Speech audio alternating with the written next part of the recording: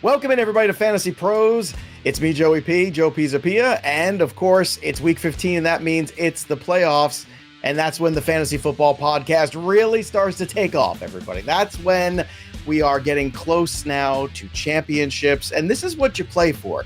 You play to get in the playoffs, and if you've done that, you've done well. Anything can happen. Crazy things happen in the playoffs. We all know that. But we're going to go and start to craft our lineups, and this is about predictions. We're going to use some of those prop lines that we get. We're going to use some of the Vegas information to make some fantasy predictions for Week 15. To help me do it, of course, is Andrew Erickson, Mr. Big Pot Energy himself, finally refreshed and ready to go after some technical issues. Now he's ready. You can't keep him out of the cage for sure. And then, of course, Chris Robin from Team Rise or Fall. You can follow him on the Twitter machine at Detroit Beastie. If you listened to the DFS show last year, Chris Robin won you a ton of money. Chris, it's so great to have you back on the show. And with that being said, let's kick things off here with, again, your number 5 bold prediction in fantasy for Week 15, round 1 of the playoffs. Well, I believe when I was looking at this thing, we went through over-unders, like stuff on Prize Picks and such, and I have a weird feeling about Sam Darnold this week. I know it's way out of left field, but to be fair, I've made a living way out of left field, with all the DFS stuff. And Sam Darnold, he got ousted from the Jets, and here we are. He's playing for Carolina. Well, look what's going on. He's playing against the Pittsburgh Steelers this week. Pittsburgh's 23rd overall against opposing quarterbacks. And look, he's not going to break the DFS slate. He's not going to like boost you into the semifinals or the championship game. But I believe Sam Darnold, with the help of Donta Foreman and Chuba Hubbard, look at what these two guys have done in unison at the running back position. You don't need a ton from Sam Darnold. Looking at 18 completions, maybe 200 yards, a pair of touchdowns. So if you need quarterback help, because they're falling like, what's the saying, Joe? They're falling like flies. They're just falling out of the sky. If you're like in a super flex league and you're like, holy smokes, I need someone. I mean, waivers clear tomorrow, but if you need a guy, let's run with Sam Darnold, see what we get. I mean, the talent is kind of still there. I don't know. He's probably still only 23, 24 years old. You act like he's 50 years old. He seems like he's been in the league that long. But to me, Sam Darnold can get it done in a super flex league if you need him in a pinch this week. Well, you might need him in a pinch this week, that's for sure. And Sam Darnold's a little older than that, I think, at this point. He's got to be probably, like the 26 range or something to that effect. But I love that you're here because I'm sure he's young. No, he's younger than Kenny Pickett. Well, I'm younger than Kenny Pickett, but I'm so glad Chris is here because, when we, it's a long season and we need like a reboot of energy. And Chris is just one of the most passionate football people I know. That's why I love doing DFS shows with him in the past and all this stuff. So it's great to have you here. Here's a question for you. If DJ Moore is not right, healthy wise, and you like this Sam Darnold situation here, where would you go then next? Like, who else would benefit if DJ Moore isn't the guy, but you still think this is something where against this Pittsburgh Steelers defense, you could throw the football? Who's going to be on the other end? Is it a Terrace Marshall or is it somebody else? It's got to be Visca. Let's talk about that briefly. When you look at the Pittsburgh Steelers, they're 28th, I think 28th overall in terms of defending opposing wide receivers. And out of the blue, I think I'm just going from memory here, like 2 or 3 weeks ago, we're watching football and you see that scroll along the bottom. You're like, Visca just caught like a 70-yard touchdown. And it's like, I forgot this kid was even in the league. He was like all the buzz when he was drafted with Jacksonville and then second-year breakout. And then they just threw him to the trash heap. And now he's in Carolina and they're giving him some action. I'm not saying 5-6 targets, 4 or 5 receptions, but one or two little passes for this guy and he can take it to the house. Again, the talent is there, and in DFS formats, he's very cheap. I believe, if I'm not mistaken, again from memory here, throwing me to the wolves, Laviska Shenault, only $5,200 on FanDuel, so he will be there. And you're looking at 58 to 60+% of the offensive snaps. So give me Visca above all these guys if DJ Moore is not healthy, not able to go. And we know Terrace Marshall, he was supposed to be like Jalen Waddle in a way, same draft class, and that is not panning out the way we thought it'd be. So give me Laviska Shenault Jr. if DJ Moore is unable to go with that questionable tag this week. Possible streamers in deeper leagues. Listen up, everybody. By the way, Sam Darnold, 25 years old, same age as Lamar Jackson and Stetson Bennett, the Georgia quarterback, because I saw that fun stat the other day that him and Lamar are the same age. Anyway, Andrew Erickson, let's go to your number 5 on the list for your fantasy predictions for Week 15. Yeah, I'm going to take some low-hanging fruit here and attack this Chargers-Titans game. I mean, the Titans are the quintessential pass funnel defense. They have faced the lowest run rate this season. Teams do not want to run the football against them. Teams don't run the football against them. And the Chargers don't want to run the football at all. They have the second pass rate this season. We've all seen them try to run the football. They just don't. They'd rather just throw the ball to Austin Eckler, throw to their wide receivers. So Justin Herbert, at 290.5 passing yards. I am pounding the over. He's been over 300 passing yards in the last 2 games. He finally has all of his weapons at his disposal. He has Big Mike. He has Keenan Allen. He has Eckler. So I actually really like this over here. I like pairing it with one of his Charger receivers, whether it's Mike Williams or Keenan Allen. I also like pairing it with an Austin Eckler under on his rushing, because I just don't think, even though it's such a low line, I think it's like 41.5 rushing yards. I just think the Chargers are going to we don't want to run the football anyway. We'd rather just throw it, because that's how you beat this Titans team. So I'm going to be chasing a lot of these overs with these Chargers pass catchers, and most notably with Justin Herbert and his passing yards, which I wouldn't be surprised if this line closes around 300 yards. Can we also just give a shout out to Justin Herbert to how well he's managed things to the best of his ability with all the injuries that have had this year. He's also the most passing yards by a quarterback first 3 seasons in the NFL. How about that? But is he better than Tua? Is he better than Tua, Joe? Oh, stop this. I'm so sick of this. Somebody called him a social media quarterback. I don't even know what the hell that means. He's a great quarterback. He's fantastic. Why? Just because he's pretty? Because he looks like he's out of central casting? I have that same problem here. People think I'm here just because of my looks. I'm not. Stop ogling me on the YouTube channel, but you should subscribe. That's what you should do. But seriously, the kid does not get enough credit, and I think it's fantastic when getting Mike Williams back. What that could certainly mean. That means you get Mike Williams back in your lives. If you didn't start him last week, we told you to. That's okay. Start him this week if you're still relevant. That's what you got to do. And look, everybody, if you're here and you're listening still and you're in the playoffs, you've been with us all season. You've been here since, the Justin Jefferson 1-1 overall conversation back in July. You've been with us for many, many times. And we would ask of you a very simple thing. Go out there and drop a nice review of the show. Wherever you get your podcast, go do that. And guess what? If you do, we're still going to thank you for that with a Christian Watson autographed jersey. Somebody's going to win that bad boy, the touchdown machine that is Christian Watson. All you have to do is go to fantasypros.com/contest to go get involved, be a subscriber of the YouTube channel. You can also follow us over on social media. That's what you want to do. Follow us over at Twitter, at Instagram, and of course, on the Twitter machine as well. Did I say Twitter twice? I think I did. The TikTok. That's the one I forgot, where Andrew Erickson is famous. That's where you got to follow. So Christian Watson jersey can be yours. Drop a review of the pod, submit it. That's how you get entered. And if you follow us on social media, you get even more opportunities to win. So go do that. We want to thank you for being with us. This is our thank you to you. Go check that out. Let's get out and check out number 4 on Chris Robbins' list here for Week 15 in the NFL. What's a fantasy prediction that you like? Yeah, and I know I'm jumping around. I wrote all these things down on a piece of paper in front of me, and I had to submit them to you. And Dad, who's also named is Chris, I'm sure had to okay this stuff. And we can't let Chris Robin on the show unless everything is done to a T here. But I'm going to keep with the quarterback kind of situation here. And as a 38-year-old man, the Superflex idea is grown on me, right, Joe? I'm sure you and I are along the same lines here.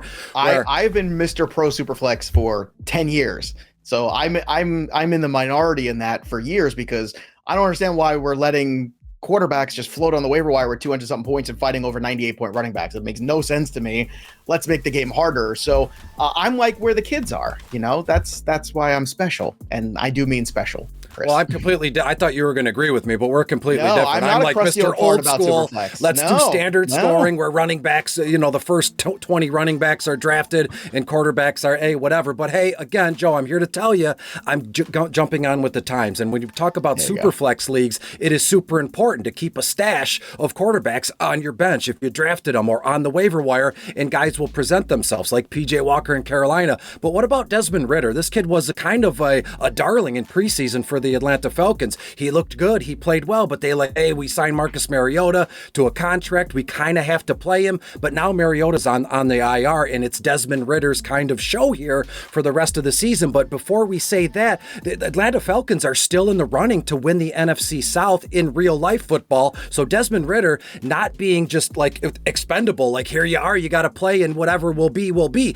They're probably really talking to this kid and saying, we need some good, sustenance out of you because we got to win this game. And we're not even far behind. Tampa Bay's only, I think, 7-8, something like that. So to me, Desmond Ridder going to New Orleans right now, 19th overall against opposing quarterbacks here. And again, we're not looking for Desmond Ridder to throw and complete 25 passes for 300 yards. I think we'd be cool with 150 yards, but it's like, what is he going to do with his legs? Because that's where the points are in scoring formats, right? Yardage is like 1 point for every 10 yards, but running the football, like running backs, that can accumulate quick. So let's look at Ridder, 6 or 7 carries, 30 to 35 yards. And if he can find the end zone or a pylon, I think we're gravy here. And when you look at his not his price tag, but the over under here, the over under 172 and a half passing yards, I'm going to go under briefly, but I love the over of his rushing yards, which is about 35 and a half yards here. So give me Desmond Ridder again in a pinch. So if you're the guy or girl that's going to be playing Sam Darnold and Desmond Ridder this weekend, send me a screenshot. That would be awesome to see, because I kicked off the Fantasy Pros broadcast talking about Sam Darnold and Desmond Ridder. Oof, what are we doing? Well, look, man, I think we're at a certain point, especially with the injuries to Kyler Murray and some other quarterback injuries we've had. I mean, we're looking for anybody in Superflex right now. Look, I watched Ridder play a lot in Cincinnati for 2 years, and Scott Bogman and I, who does the CFB show and, from Betting Pros and the Dynasty Pod, we had so many conversations. He's like, you love Ridder. I said, I do. I think he has those intangibles, the other things you could fix over time. But he was a very good, efficient passer. He did a lot of things well. Was Cincinnati as good as the SEC teams? No, of course not. But I think if you give him a good offensive line, you give him a good supported running game, I think he could be a serviceable quarterback in the NFL. And look, Marcus Mariota, that 172 number, he's only gone over that twice in the last month. So in the last 4 games, Mariota was always right there. And if you're talking about rushing equity, that's kind of what Mariota was bringing. So it might not be that much of a fade to go from Mariota to Ridder if you need to make that change. Next up, Andrew Erickson, number 4 on your list for predictions. What do you got? Yeah, no, I just want to, I love the call on Desmond Ridder, on the over with the rushing yards. The Saints, traditionally, that's been their bugaboo. Like they've struggled against mobile quarterbacks. And famously, who was the mobile quarterback that had his first start against New Orleans Saints a couple of years ago? Jalen Hurts. And he had a monster game. Sure did. So I love the call there. So for my number 4 pick, so I'm going to go Brian Robinson, Washington Commanders running back, over 60.5 rushing yards against the New York Giants. So first of all, he's already done this. He did it 2 weeks ago in week 13. He had 96 rushing yards in week 13. And he's averaged 21 touches per game in his last 4 games played. So they've been really revving up Brian Robinson's touches, even though Antonio Gibson has still been involved, because the Commanders just want to run the football. Like that is their identity on offense. And the Giants are a team that you can run the football against. They're allowing 127 rushing yards per game since week 7. So I think it's a grounded pound approach with Brian Robinson. Just say it here. one more time. Just one more time. Maybe you get it right the third time's the term. Ground and pound approach. You're just so excited about it. Go ahead. I am. I'm very excited about the Brian Robinson play here. Clearly, I'm getting that feeling. Any concern at all with the bye of a healthier Antonio Gibson eating into that workload? Because you're right, there was a trend going in the direction towards Robinson the last 2 weeks before the bye, but Gibson was not healthy during that time. So any reservations with Gibson at all? No, I think that any reservations that I would have for Ryan Robinson because of Antonio Gibson being healthier I would kind of combat that with, it's the post-rookie bye. They get the rookie more involved. They've had a bye week to kind of install him, or like, let's get more plays in for Brian Robinson. They have been featuring him a lot. So I think after the bye week, when they look back and be like, we've been really effective, they may find that, when Brian Robinson touches the ball 20 times, we win. Kind of like the Zeke stat. When Zeke carries the ball 15 times, the Dallas Cowboys don't ever lose, which was true last week because he scored on his 15th carry to give them the win. So I like Brian Robinson here. All right, let's go to the next one here on the list of predictions for Week 15. And let's go back to your list. Chris, what do you have for us? All right, now we can get into running backs, and this kid has been a pleasant surprise across the board, and that's Zonovan Knight, this kid in New York for the New York Jets, carrying the ball in the absence of their rookie Breece Hall, and it looks like Zonovan Knight has clearly taken over the bell cow kind of role here. And as I said moments ago, I'm of that old school kind of nature here, where running backs, just lead the charge in anything I do. When you look at Zonovan Knight here, he's been outstanding, and he's taken all these carries, and he's fast fashioned it into a workload here. And you look at Michael Carter, what is he going to be involved in? Again, the Detroit Lions come into town to MetLife Stadium to take on the Jets here. And I'm thinking about 15 to 16 carries, looking at 65 to 70 yards and a touchdown with with 2 or 3 receptions, let's say, for 15 yards. And the over-under for his rushing yards is kind of a joke. It's laughable. And I can only count on one hand the times that I've said that, because Vegas is normally really good and really spot on. But the over-under for rushing yards is 54.5. And again, when you look at Zonovan Knight, first NFL touchdown in the Week 14 loss when Mike White looked like a real man's man, right? Just had his chest was hanging wide open, and he's still getting in there. Maybe not the best move for the Jets to go, well, we'll put you back in, but then right after the game, they took him to the hospital. That just shows you how, in a way, how one-sided and driven the NFL is. But by any means necessary. Is your knee hanging off? We're going to tape it up and get you back in. Let's sew up your chest and get you back in the game. And the Jets are still hanging tough. They're on shaky ground for the playoffs here. But when you look at Knight, it's ridiculous. And what are we going to get? Joe Flacco and Zonovan Knight? If you saw this coming ahead of time, then you should be in Sedona with all the healing stones and the psychics and everything. Because Zonovan Knight, to me, now I could deal with a little Sedona. It's cold here in New Jersey. Yeah, it's outstanding there. It's kind of it's dry, but it's outstanding. At least there's red rocks and mountains. It's hot. Yeah. It's really hot. Let's just call it what it is. I'm in Detroit. You're in what are you, New York, something Jersey, like that? So it's not good. It's brown and gray. This is your Detroit Lions team, who really, I think, got saddled early on with the moniker of they're not good against the run. You can run the Detroit Lions. And then the last 6 weeks, that has not quite been the case. They've tightened up considerably. We just had this conversation, Debro and I, on the live stream, because people were asking us Zonovan Knight questions. Any concern since they've tightened up shop over there in Detroit that Zonovan Knight maybe doesn't hit this number and isn't as good of a start this week? Because obviously the trend is going in that direction. Or do you think, hey, outdoor Jared Goff, not as good, they might struggle to move the football? Because those splits are certainly stark as well. Correct. But I mean, the Jared Goff stuff in this offensive line, Taylor Decker's been amazing on that off. Look at what Sewell's doing, catching passes. And I saw someone tweet, maybe we need to have the Jamar Chase and Sewell comment. That was a great tweet. I don't know who it was. But when you look at Detroit right now, they are rolling on offense. They're barely punting. I mean, in my frame of mind here in Detroit, it's like heaven. It's like Christmas has come early. And I hate to use the term the bend but don't break defense. But as we were talking about, leading up to the broadcast here, it's like that you're getting all these contributions from guys. You're like, maybe James Houston will contribute. We knew Aiden Hutchinson, second overall, he better contribute, and a guy like Kirby in the secondary. So to me, it's kind of a bend don't break. You know what I mean? And the Lions, they're going to hang 28 to 30 points on you. Can you keep pace? Can you keep it moving along with them? And their defense, again, their defensive ends are outstanding. Malcolm Rodriguez, a 4th-round kid, playing linebacker, has been a pleasant surprise. So it's the first time in a long time we can say a draft class for the Lions is kind of been shocking, surprising. It wasn't a wide receiver first or second overall. It went defense, and it's playing, and it's actually playing off pretty well. But give me the Lions to win this one, to hang 30 points. But I think that the Jets hang tough too. They score 17 or 21 points. So give me Zonovan Knight to actually score a touchdown here, maybe an anytime touchdown bet. Give me the over rushing yards. But ultimately, I have the Detroit Lions to win. No bias, no homerism aside. I'm not saying that sarcastically. I actually do think the Lions win regardless. I know. You've been a Lions fan long enough to know that there's no sarcasm in your assessment of them. All right, Erickson, the next guy you want to talk about, number 3 on your list, is a very polarizing player because he's a great talent.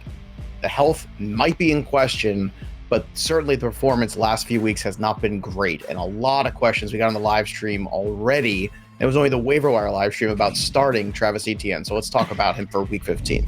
Yeah, he's been quite the roller coaster of gone from league winner to league loser in just a matter of weeks. So it's been a wild ride for Travis Etienne. But I want to go right back to him this week, and that's why I'm going the over on his 51.5 rushing yards against the Dallas Cowboys, because that's the biggest weakness in Dallas. They've allowed 110 rushing yards per game this season, which ranks inside the top 10. It's the same as the Cleveland Browns. Like, they're giving up the same amount of rushing yards as the Cleveland Browns. Now, the difference is they give up a lot less touchdowns, which is why the fantasy points aren't always reflected as nearly as highly as the Browns giving up production. But we just saw last week, like, Dameon Pierce was efficient, 22 carries for the Houston Texans, and he was able to get it done last week. So Etienne, even though he hasn't been productive the last couple of weeks since the injury, he still is seeing all of the backfield touches. 81% opportunity share last week. He played 75% of the snaps. Michael Hasty had 4 touches and played 25% of the snaps. So he's still in that upper echelon of workload at the running back position.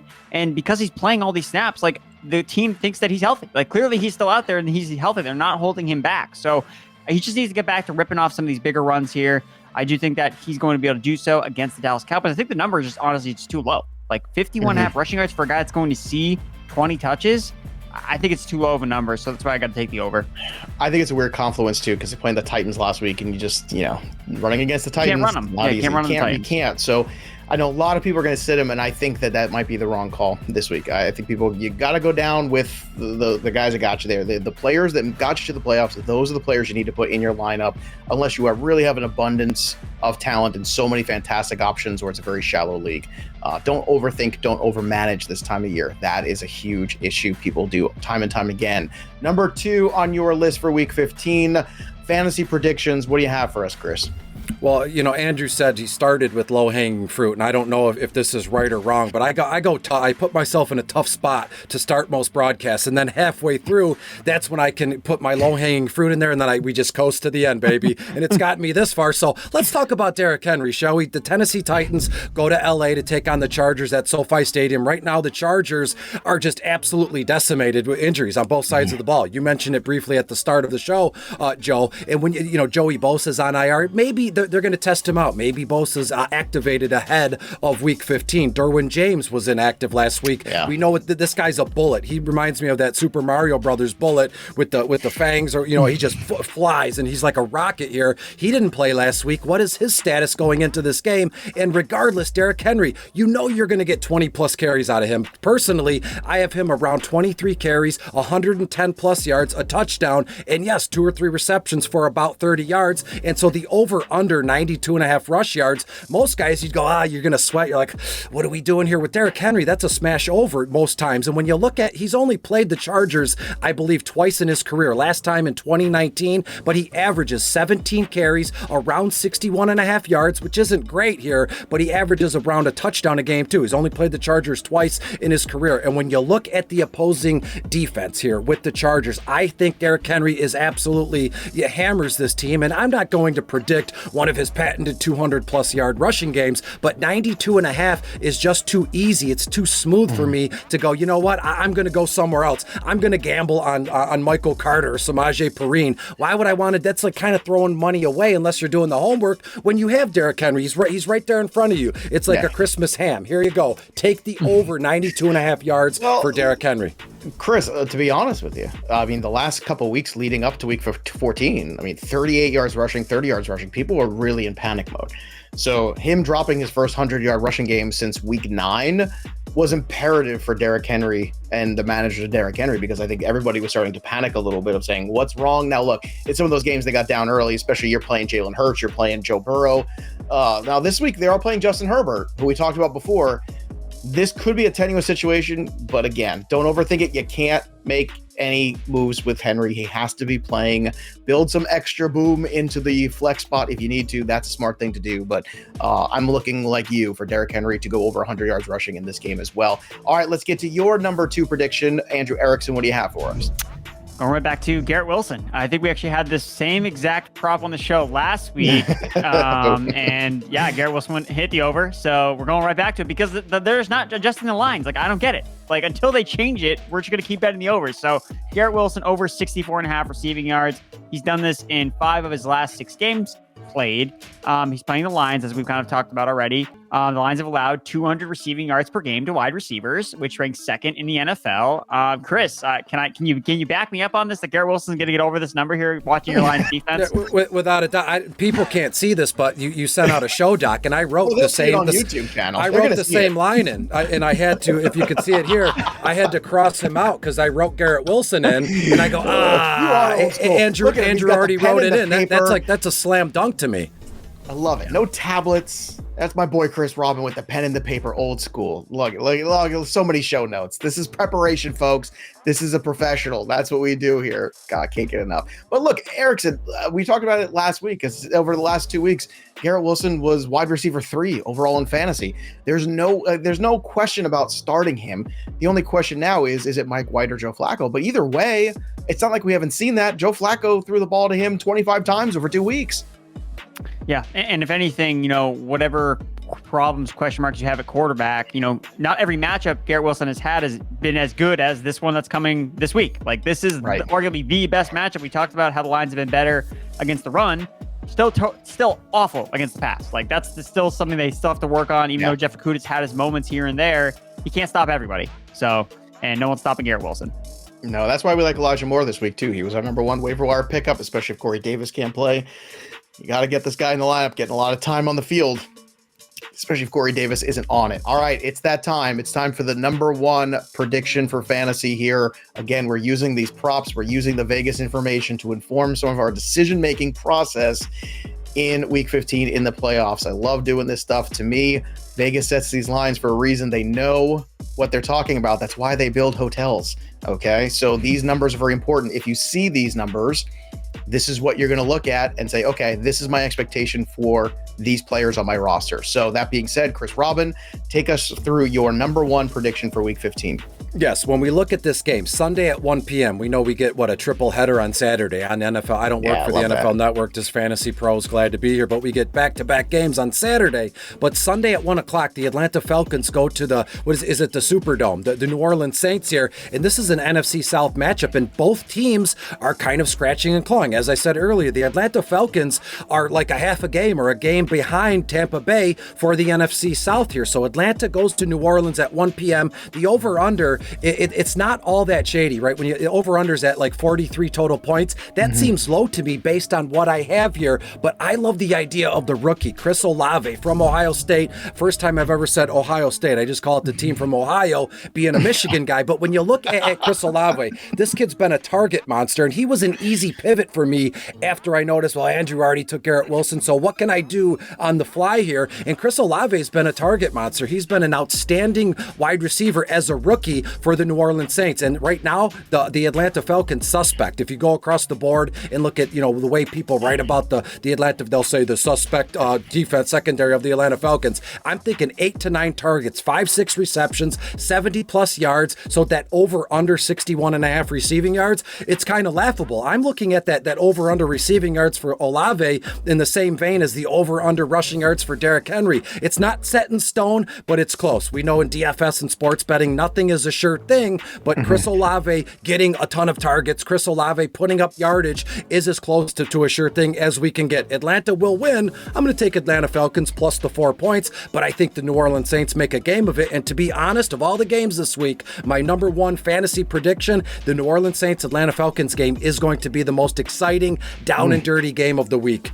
I like that. I love this call on Olave too. I think if anybody needed a buy, it's Chris Olave.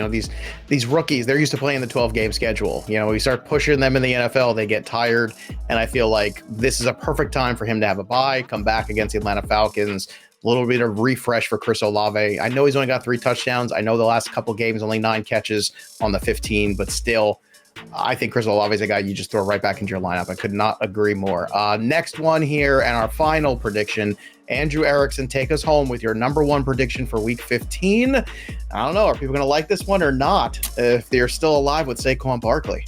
Well, I couldn't go 5 for 5 on all overs, so I had to throw an under in here. So Saquon Barkley under 65.5 rushing yards. So I'm not sure if Barkley is 100% healthy. I'm not sure if he's hit a wall with the big workload that he's had this season, which he really hasn't had because he's been hurt the last couple of years. But when we look at what he's done, especially just last week, 9 carries for 28 yards, 2 catches for 20 yards. He only had 11 touches. He played 31% of the snaps. And I know he got taken out at the end of the game because they're getting blown out, but still, how healthy is Saquon Barkley? I know he said after the game, my neck is fine. It was a stinger, but that still matters. He's still a running back and he's still going to take punishment, especially when you're facing the Washington Commanders, who are coming off a bye week and arguably have the fiercest defensive line in the NFL from a run defense perspective. third fewest fantasy points allowed to running backs, fifth fewest rushing yards allowed to running backs, fourth in run defense DVOA. Look, we already saw this matchup play out earlier when we were talking about Brian Robinson. Saquon Barkley rushed for 63 yards on 18 carries. He still didn't get to this number despite having 18 carries in week 13. So I'm just going to double down on him not hitting this number again, coming off a bad performance where they didn't really use him a lot. I think that he can get there in fantasy if he scores for you and if he is used as a pass catcher, which is what usually happens. That's why he was a top 10 running back the last time he played the Commanders. But just looking at his rushing number, I got to take the under. Yeah, standard leagues, it's tenuous, half PPR, full PPR, 5 catches on 5 targets last time against the Commanders. So he was RB9 that week, 17 half PPR points. You're not taking Saquon out of your lineup, but again, you have to build in a little bit more upside to wide receiver 3 and to flex. Let's close things out here with the listener mailbag like we always do, straight from our Discord, fantasypros.com/chat. Again, premium membership. You get access to stages, AMAs, and a whole lot more, but it's free to join, fantasypros.com/chat. This question from King J86. This might be the easiest layup all year. Drop Kareem Hunt for Jerick McKinnon. I know, Chris, we had kind of touched on a little Jerick McKinnon before the show. Patrick Mahomes in the Dome is special, and Jerick McKinnon seems to be racking up some fantasy points lately. What do you think? You dropping Hunt and chasing McKinnon? Not to cut you off, but absolutely. Oh, yeah. You're so excited about it. Let's go. I mentioned him last week. He was in my bottom of the barrel running backs article, and in the show doc, I made my own row, and I go, anything and everything Jerick McKinnon, we're going to take the over. The Houston Texans, dead last, 32nd against opposing running backs here. And we know Kansas City, the running back position is just a necessary evil. Yet Patrick Mahomes trusts this guy to pass the ball to, and he did a ton of damage against last week out. And when you look at McKinnon, 6'2" on FanDuel, 5'2" on DK, Jerick McKinnon going nuts again is a good probability. So give me McKinnon over Hunt all day, every day, especially given the way things have been shaken out so far the last few weeks. Erickson, real quick, because I think it's all a layup for us with McKinnon. With Mahomes going in the Dome and you getting possibly Mecole Hardman back healthy this week, I know it's only Tuesday. We're still waiting for news on that. Who has the biggest wide receiver day for the Patrick Mahomes Dome game of all these guys? Is it Hardman? Is it MVS this week? Is it Juju? Who is it? And not Kelsey. That's too easy. You can't say that. Okay, well, I'm not saying MVS because his snaps continue. He only played like 50% of the snaps last week. Like he's like a part-time player in this offense. So I think by default, I think it's got to still be going back to Juju. I know that he's really had his bigger games here and there, but I mean, he's the only one out of the entire group that's shown any semblance of consistency. So Juju had a hot streak, obviously before his concussion. It took him a little bit while to get back. I was down on him last week. I was proven wrong because he had a big game, and he'll probably prove me wrong again. So have not been able to really nail Juju at any point this year. So I'm just going to go back to him and just hope for the best. There you go. Juju's biggest fan, Andrew Erickson. Chris, want to thank you for joining us again. Go follow Chris Robin on the Twitter machine at Detroit Beastie, Beastie, and all his great work at Team Rise or Fall. They do amazing DFS work over there. Chris is a great follow, great content creator. So happy you stopped by today for the show. Good luck to everybody in your playoff runs. They begin now. Let's howl those championships up there at the end of the year. That's what it's all about. That'll do it for us. But the story of the game goes on. For Chris and Andrew, I'm Joey P. We'll see you next time, kids.